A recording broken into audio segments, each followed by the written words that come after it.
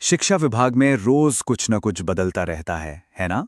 आज के इस खास विश्लेषण में हम उन चुनिंदा और सबसे अहम खबरों की तह तक जाएंगे जिनका सीधा असर प्राथमिक शिक्षकों के हर दिन के काम से लेकर उनके भविष्य तक पर पड़ने वाला है।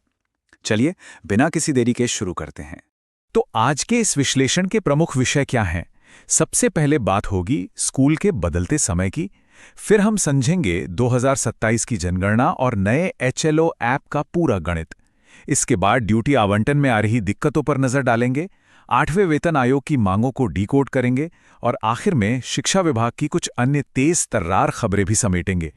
शुरुआत करते हैं उस खबर से जिसका सीधा असर हर दिन की भागदौड़ पर पड़ रहा है, स्कूल के समय में बदलाव।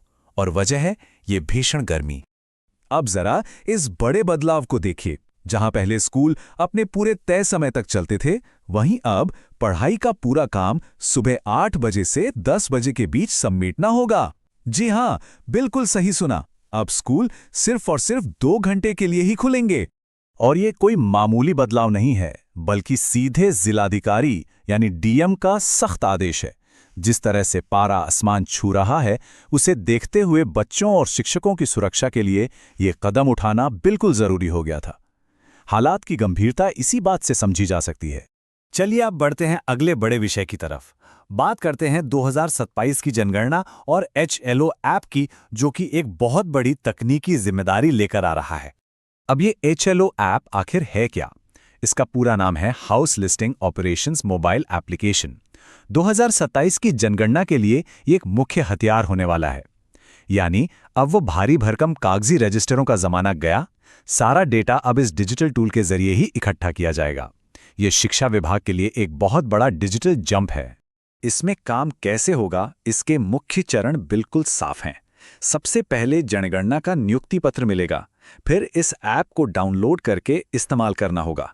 लेकिन यहाँ सबसे क्रूशियल हिस्सा है नजरी नक्शा, यानी साइट मैप तैयार करना। ये कोई ऐसा वैसा दस्तावेज नहीं है। इसे बिल्कुल 100% सटीकता और जमीनी हकीकत के साथ बनाना बेहद जरूरी है। अब आते हैं जमीनी हकीकत और प्रशासनिक अड़चनों पर, खासकर ड्यूटी आवंटन से जुड़ी उन समस्याओं पर जिनकी रिपोर्ट लगातार सामने आ रही है।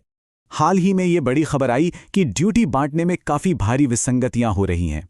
जरा सोचिए, जो बहुत ही वरिष्ठ और अनुभवी शिक्षक हैं, उन्हें उनके पद के बिल्कुल विपरीत एक सामान्य प्रगणक या एन्यूमरेटर के काम में लगा दिया गया है। ये प्रशासनिक स्तर पर नियोजन की एक बहुत बड़ी और स्पष्ट चूक दिखाई देती है। शिकायतें सिर्फ यहीं नहीं रुकती। स्थानीय बेसिक शिक्षा कार्यालयों में बिचौलियों के दखल की बातें भी लगातार उठ रही हैं। और इसी बीच सोशल मीडिया पर भी एक अलग ही बहस छिड़ी हुई है। एक तरफ शिक्षकों के 80,000 रुपए के वेतन पर सवाल उठ रहे हैं, तो दूसरी तरफ उनका बचाव करते हुए ये बताया जा रहा है कि एक शिक्षक असल में कितनी मेहनत करता है और उसकी वास्तविक जिम्मेदारियां क्या होती हैं। चलिए, इन रोजमर्रा की चुनौतियों से थोड़ा आगे देखते हैं और बात करते हैं भविष्य के वेतन ढांचे की, यानी 8वें वेतन आयोग से जुड़ी मांगों की। दिल्ली में हुई अखिल भारतीय प्राथमिक शिक्षक संघ की एक अहम बैठक में कुछ बहुत ही ठोस मांगें रखी गई हैं। इसमें वेतन और पेंशन को अपडेट करने की बात तो है ही, लेकिन सबसे दिलचस्प मांग है वेतन की गणना का आधार 5 परिवार इकाइयों को बनाना। ये महज एक मांग नहीं है, बल्कि आज के दौर में जीवन यापन की जो असली लागत है, उसे सही ढंग से दर्शाने का एक बड़ा प्रयास है। और ये जो संख्या है ना, 64, ये बहुत महत्वपूर्ण है। ये कोई रैंडम नंबर नहीं है, बल्कि उसी बैठक से निकलकर आई एक बहुत ही विशेष मांग है। शिक्षकों के लिए आधिकारिक तौर पर 64 छुट्टियों की मांग की गई है, ताकि काम और निजी जीवन के बीच एक बेहतर और स्वस्थ संतुलन बनाया जा सके।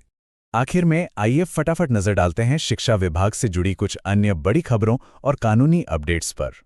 तो देश भर से क्या क्या अपडेट्स हैं? सुप्रीम कोर्ट ने यूपी के 2 शिक्षकों की बर्खास्तगी को रद्द कर दिया है, जो कि एक बड़ी राहत है। वहीं अब सरकारी स्कूलों के हेडमास्टरों को भी क्लासरूम में जाकर बच्चों को पढ़ाना अनिवार्य कर दिया गया है। हिमाचल प्रदेश की बात करें तो वहां शिक्षक डायरी का सिस्टम ही खत्म कर दिया गया है। एक और राज्य में शिक्षक पात्रता परीक्षा यानी टेट को रद्द कर दिया गया है। और हाँ, मानव संसाधन पोर्टल यानी HRMS पर प्रधान शिक्षकों को अब अपना पे इंडेक्स अपडेट करना भी जरूरी हो गया है। बदलावों की ये फहरिस्त काफी लंबी है। इन सब खबरों और बदलावों को देखते हुए एक बहुत ही बड़ा सवाल खड़ा होता है। आने वाले समय में शिक्षक अपने मूल काम यानी पढ़ाने के साथ साथ इन बढ़ती जनगणना और प्रशासनिक जिम्मेदारियों का बोझ कैसे संभालेंगे? क्या ये नीतियां शिक्षा की गुणवत्ता को बेहतर बनाएंगी या फिर शिक्षकों को फाइलों में ही उलझा कर रख देंगी? ये एक ऐसा मुद्दा है जिस पर हम सबको सोचना चाहिए। आज के इस